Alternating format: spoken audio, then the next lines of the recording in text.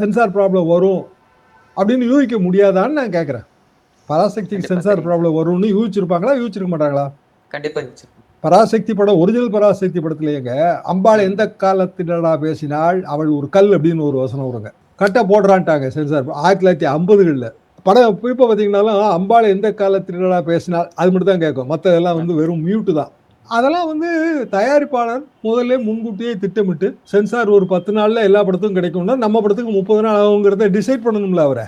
ஏங்க நீங்கள் ஒரு எங்கேயோ ஃப்ளைட்டு பிடிக்க போகிறீங்க அப்படின்னா கரெக்டாக அந்த டைமுக்கு முந்தி போவீங்க, டிராஃபிக் ஆகும், வண்டி ஏதோ பிரச்சனை பண்ணும் அப்படின்னு அரை மணி நேரத்துக்கு முந்தி குஷனி வைக்க மாட்டீங்களா?